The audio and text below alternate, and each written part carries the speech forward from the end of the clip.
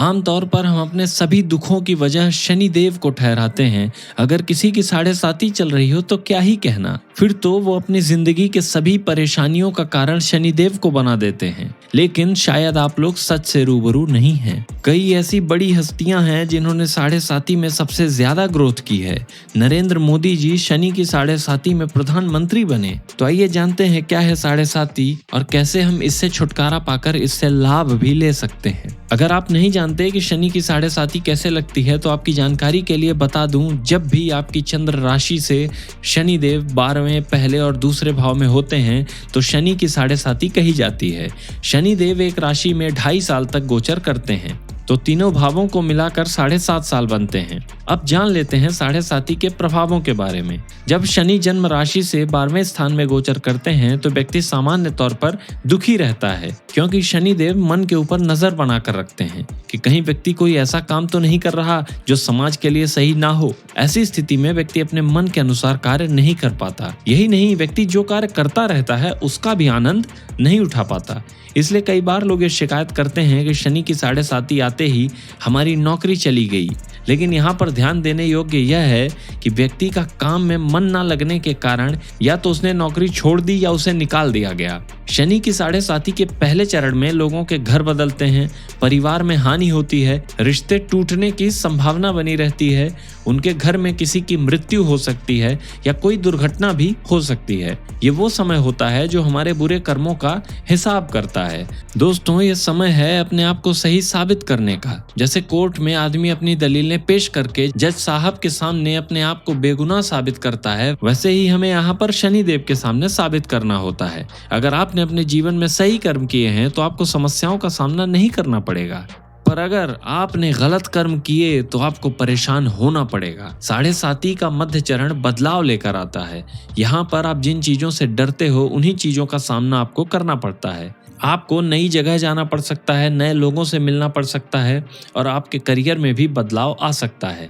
ये लोग या ये करियर आपके साथ 30 साल तक रहने वाले हैं। इस समय व्यक्ति दुनिया से वैराग्य या छूटा हुआ महसूस करता है। आप भले ही कितने तेज व्यक्ति हो, आपको इस समय शनिदेव धीमा कर देते हैं। इस समय अगर आप वैराग्य या स्पिरिचुअल नहीं हुए तो आपका दुख कभी खत्म नहीं होगा। आपको लालच छोड़ना ही होगा। ये उम्मीद ना करें कि सब कुछ एक साथ ही मिल जाएगा। इस समय सफलता पाने में डिले जरूर होगा। अगर व्यक्ति इस दौरान अपने कर्मों को सही नहीं कर रहा है तो फिर साढ़े साती का तीसरा चरण उसके लिए मरण कारक हो सकता है। इस 2.5 साल में आपको अपने पैसे से हाथ धोना पड़ सकता है। परिवार से अत्यधिक मतभेद होगा। आपकी स्वास्थ्य भी खराब रह सकती है। वहीं अगर पिछले 5 साल आपने शनि के अनुसार जीवन बिताया है तो धन का लाभ, परिवार में शांति, बेहतर स्वास्थ्य शनिदेव देते ही देते हैं। अगर आपने साढ़े साती के पिछले 2 चरण में सुधार दिखाया है तो आपको इस चरण में ज्यादा समस्या नहीं देखने को मिलेगी। अगर बात करें उपायों की तो साढ़े साती से बचने का सबसे बड़ा उपाय यही है कि हमें जीवन भर सही कर्म करना चाहिए। ऐसा नहीं है कि सिर्फ साढ़े साती के शुरुआत के बाद आपको अपने कर्म सुधारने चाहिए।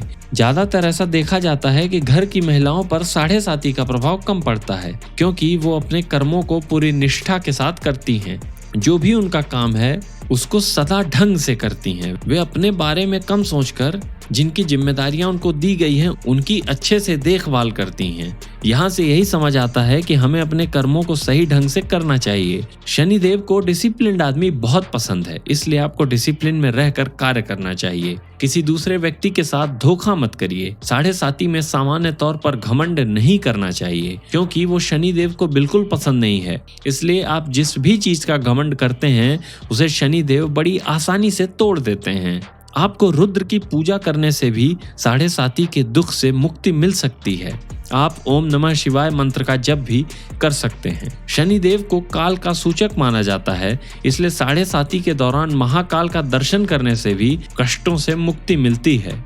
शनि को गरीब असहाय का कारक माना जाता है, इसलिए अगर आप ऐसे लोगों की सहायता करते हैं तो आप पर शनिदेव प्रसन्न हो जाते हैं। आप उनको कुछ खाना, कंबल या अपनी क्षमता के अनुसार कुछ भी दान कर सकते हैं। एक वैरागी को शनि की साढ़े साती का प्रभाव नहीं पड़ता। साढ़े साती में आपका या आपके परिवार के किसी सदस्य का कैसा अनुभव रहा, आप हमें कमेंट करके जरूर बताएं। साथ ही साथ अगर आप ज्योतिष के बारे में सीखना चाहते हैं तो हमारे चैनल को सब्सक्राइब जरूर करें।